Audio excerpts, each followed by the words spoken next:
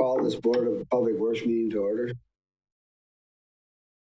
Approval of the minutes of the March 18th, 2024 Board of Public Works meeting. Move to approve. Us. Mike. Any additions or corrections to the minutes? A question, Mike. Do we need to, because I think, Josh, I think it was the last meeting you weren't at, right? Yeah. And then I didn't see that. Do we need to have that in absent? I don't know if, because there's required attendees, if it has to be under the absent notes.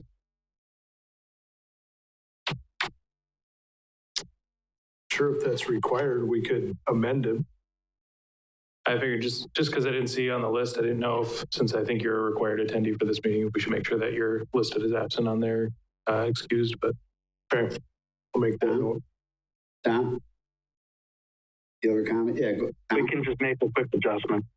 Okay, cool. Thank you. Any other? Seeing none, all those in favor signify by saying aye. Aye. Aye. All those opposed? Motion carried. Citizens' comments? Don't have any citizens. We move on. Award the bids for the 2024 asphalt paving project presented by Josh Marowitz, City Engineer. all right, the memo in your packet for the asphalt paving program, bids were open last week on March 26th. Total bid from American Asphalt is $1,544,671.55. They were the lone bidder. Most of their unit prices are 1 to 6% lower than we saw last year after 2 years of 15 and 20% increases. We were anticipating an increase of about 5%. So this is some good news. The bulk of the asphalt paving contract is for our street divisions, basically overlays and mill in place program.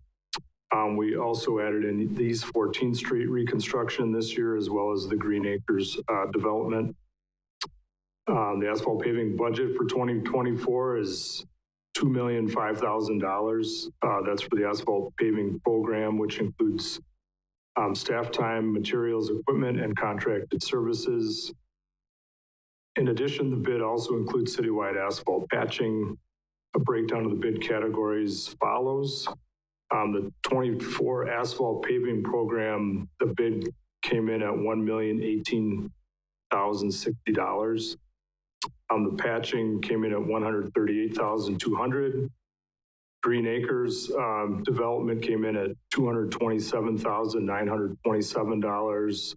14th Street, Maple to Vine, the asphalt came in at $160,484. So the total of those combined is $1,544,671. The available funding comes from the 24 asphalt paving program, which has a budget of $2,005,000. Patching budget is $138,200. Green Acres came in again, same as the bid, $227,927. And then the total money for the 14th Street project is $1,163,000 on the street and storm budget for an available funding source of $3,534,127. There's a spreadsheet attached showing the individual projects. Questions?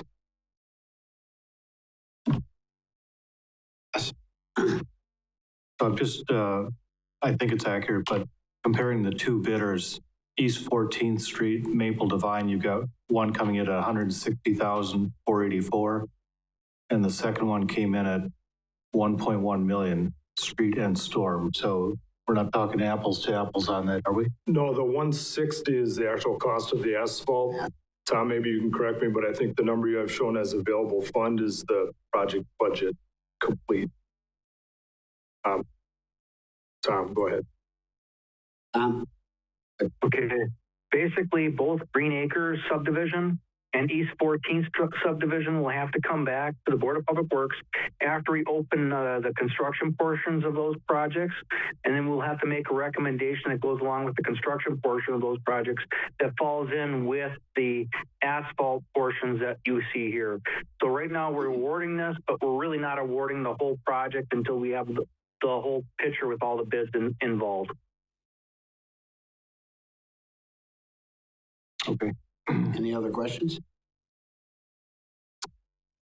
So my recommendation is to approve the asphalt paving bid of American Asphalt of Mosinee, Wisconsin, in an amount not to exceed budgeted funding and authorize execution of the contract. Motion to Motion, approve. Derek. Second. Any discussion? Mike? Thank you. Just out of curiosity, why are we bringing forth the total budgeted amount if the bid prices are so much lower than the expectations were on that? There are years where we may have added a program, depending on how bid prices came in, we may have added a project. That's not necessarily the case right now, but that has been done in the past. Typically, when we put this out for bids, we're speculating on what they might come in at. So once we get this complete package bid in, we're allowed to tweak, maybe have to remove a project. Follow, please. Right. Yeah, it just seems, it seems that if we follow what we were planning to do, just given our budget numbers and stuff this year, that it may be appropriate to just approve the part that's on there. And if we do have funding additional through this process, it may be good to save that funding and prioritize as we move forward. Just a thought.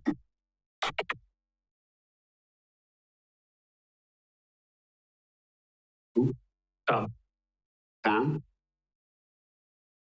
Okay, what we've done in the past for like the 2024 asphalt paving project, because we don't know what the actual city costs are to the T when we do that, we take a look at that budget as we're doing the project, and we make a decision near the end of the season to decide whether or not we want to carry a project over or complete it all this year so that we fit within the budgeted amount that's in that contract.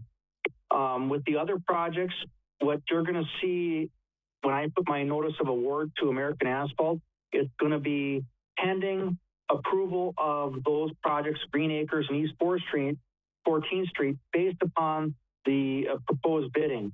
There might be a situation where we say at that time when we do a bid opening and a bid summary that we may have to pull a little bit of the money from the asphalt paving program to get those other pieces fixed. We will take and make those adjustments to the asphalt paving program so everything fits within the budget.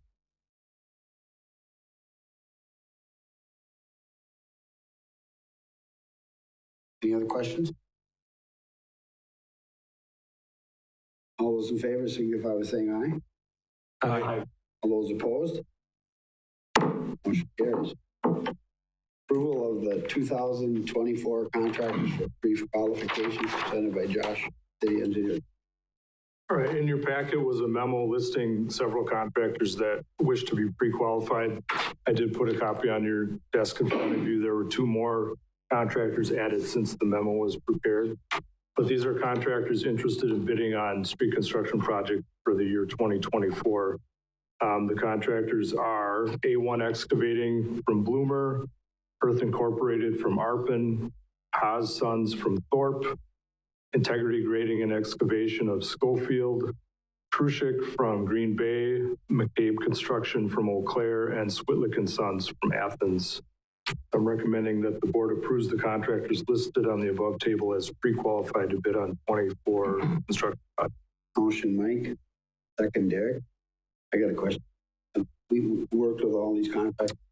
I believe we've worked with all of them over a period of years. It's been a few years since some of them, but yeah. Any other questions?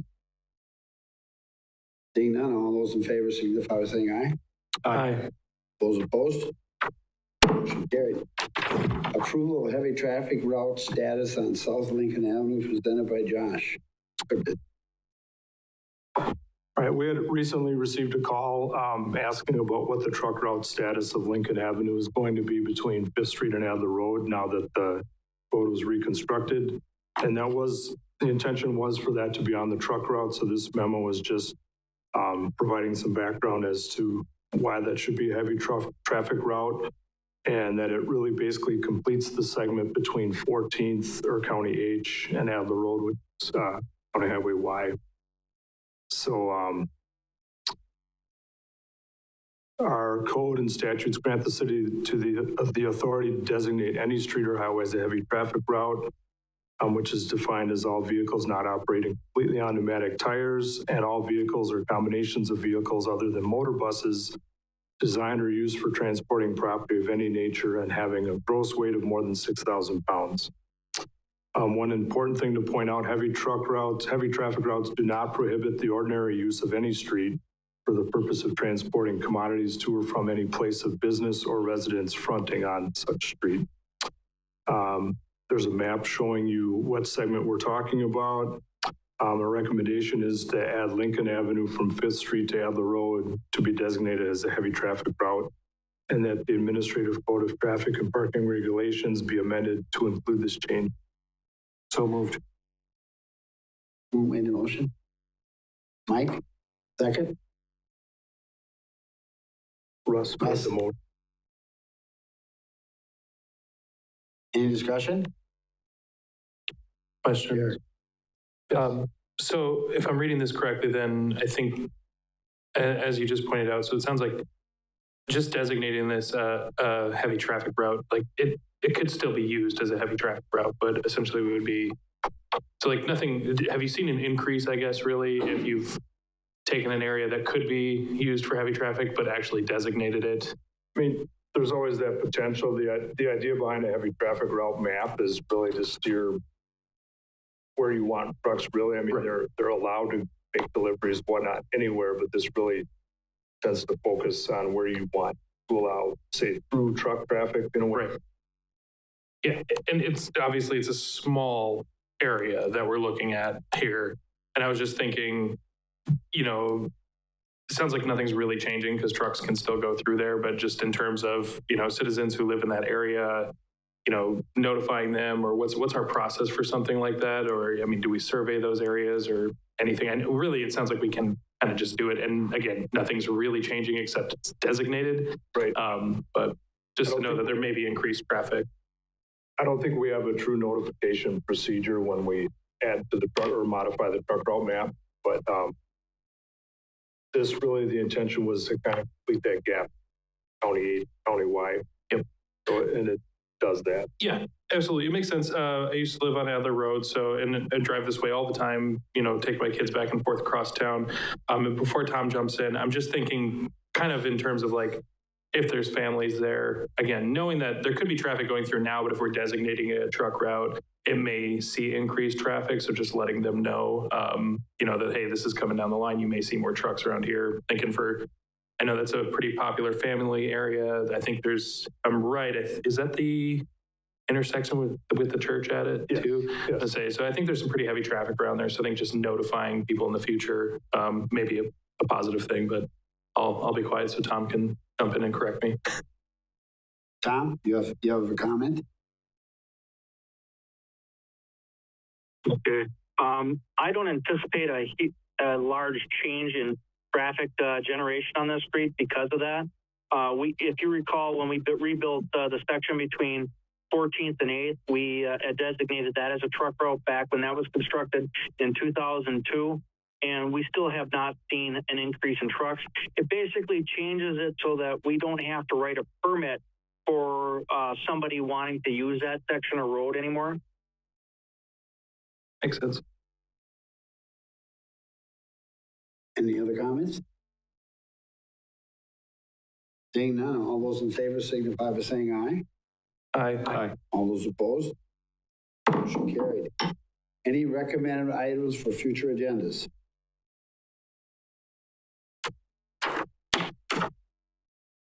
Hearing or seeing none? Motion to adjourn? Moved. Derek? I was going to say, it takes this long to get a second to adjourn, guys. Come on. We are adjourned.